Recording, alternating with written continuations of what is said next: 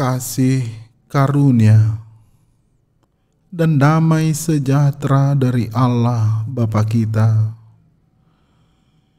dan anaknya Tuhan Yesus Kristus menyertai kamu sekalian. Amin. Saudara, firman Tuhan kepada kita pada hari ini, Senin, tanggal 2 Agustus 2021, dari kitab Pengkhotbah pasal yang kedua ayat yang ke-14.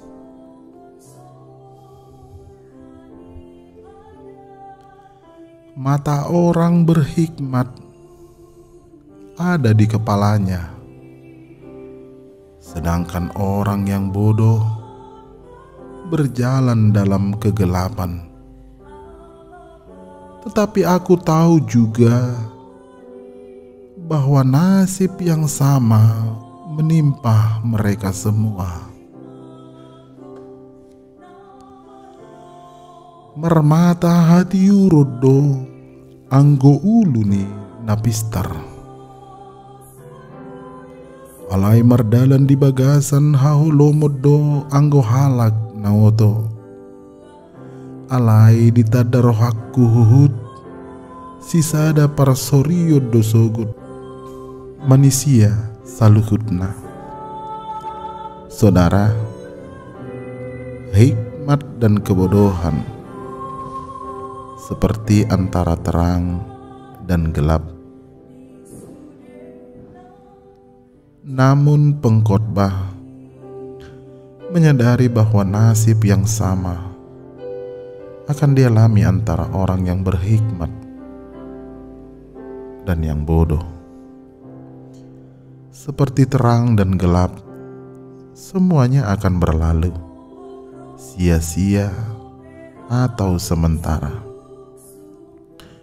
Kitab Pengkhotbah berada pada jabatan yang tertinggi. Ketika pengkhotbah berada pada jabatan yang tertinggi yang dapat dicapai manusia, yaitu raja, ternyata pengkhotbah menyadari bahwa semuanya sia-sia, termasuk kekuasaan. Kitab Pengkhotbah banyak memakai kata sia-sia. Sia-sia itu artinya bukan tidak ada gunanya. Maksud kata sia-sia adalah sementara, dimakan ruang dan waktu. Sesudah mati, orang hanya dikenang sampai 1 atau 2 generasi saja. Sesudah itu, kenangan kepadanya akan lenyap. Jabatan raja hanya sementara, dan sesudah itu harus ditinggalkan kepada penerusnya. Sepintar apapun, sekaya apapun, semua orang bisa mengalami sakit atau kemalangan, yang mengalami persoalan. Kejadian yang sama menimpa mereka semua. Siapa manusia di bawah kolong langit ini yang bisa lari dari semuanya itu?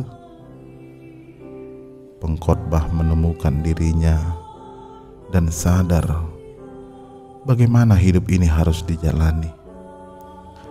Keunggulan yang kita miliki adalah mempunyai waktu.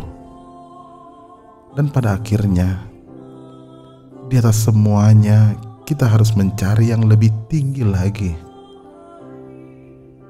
Kita tidak pernah puas dengan yang kita capai. Kita selalu mencari yang lebih tinggi, yang tinggi dan tinggi.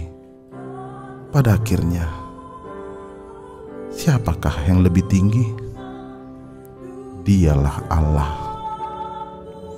Allah yang mengatasi segala sesuatu, yang tidak dibatasi oleh kesementaraan, ruang, dan waktu.